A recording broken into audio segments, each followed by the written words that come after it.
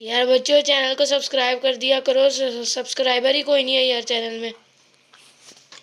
کہتے ہیں کسی زمانے میں ایک سوداگر تھا اور بڑا مالدار بھی تھا۔ وہ مختلف جانوروں کی بولیاں بھی اچھی طرح سمجھتا تھا۔ اسی دن اس نے اپنے مویشی خانے میں گدھے اور بیل کو آپس میں باتیں کرتے سنا۔ بیل گدھے سے کہہ رہا تھا، تم خوش قسمت ہوں جبکہ میں سارا دن ہل چلاتا ہوں اور تم مزے سے رہتے ہوں۔ گدھے نے کہا، میرا کہا مانو تو تم بھی آرام پاگے، کل کام کے وقت بیمار پڑ جانا تو مالک تم سے کام نہیں لے گا۔ بیل نے خوش ہے کر تجویز پر پورا عمل کرنے کا یقین دلایا۔ سوداگر نے ان کی باتیں سن لے مگر خاموش رہا۔ اگلے دن جب ملازم نے بیل کے بیمار ہونے کی اطلاع دی تو سوداگر مسکرا دیا اور کہا کہ گدھے کو لے جا۔ نوکر گدھے کو لے گیا اور شام تک کام لیا۔ رات کو جب گدھا آیا تو بیل نے شکریہ ادا کیا کہ تمہاری تجویز خوب رہی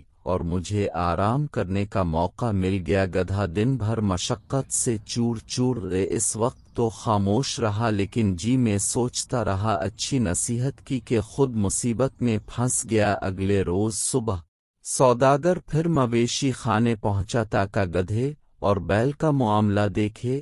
آج اتفاقنا اس کی بیوی بھی ساتھ تھی۔ اس وقت گدھا بیل سے پوچھ رہا تھا کہ آج کیا کرو گے؟ بیل نے کہا، آج بھی میں بیمار ہوں گا۔ گدھے نے کہا، نہیں ایسا غضب نہ کرنا، مالک کہہ رہا تھا کہ اگر بیل تندرست نہ ہوا تو اس کو ذبح کر دیا جائے گا، اس لیے بہتر یہی ہے کہ آج کام پہ جا ورنہ جان کو خطرہ ہے۔ سوداگر یہ سن کر ہنس پڑا۔ اس کی بیوی نے حیران ہے کر پوچھا، اب کیوں ہنسے؟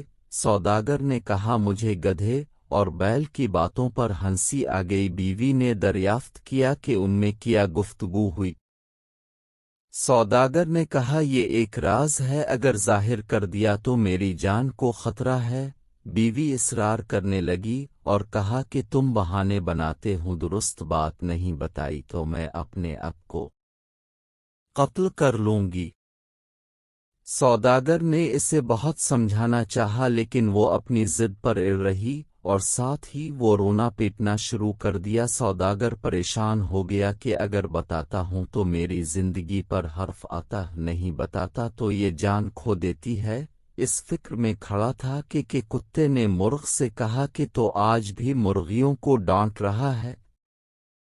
مرغ بولا، کیوں آج کیا بات ہے؟ کتے نے کہا، آج ہماری مالکہ مالک سے ایسے راز دریافت کرنے پر اصرار کر رہی ہے کہ اگر بتا دیا تو مالک کی جان خطرے میں پڑ جائے گی، مالک نہ بتائے تو مالکہ جان دینے کے لیے تیار ہیں۔ مرغ نے کہا، مالک بے وقوف ہے جو ایک بیوی کو قابو نہیں رکھ سکتا، مجھے دیکھو میں نے 50 مرغیوں کو سنبھال رکھا ہے، اگر میری مرضی کے مطابق کے خلاف ذرا بھی کام کریں تو مار مار کر سیدھا کر دوں۔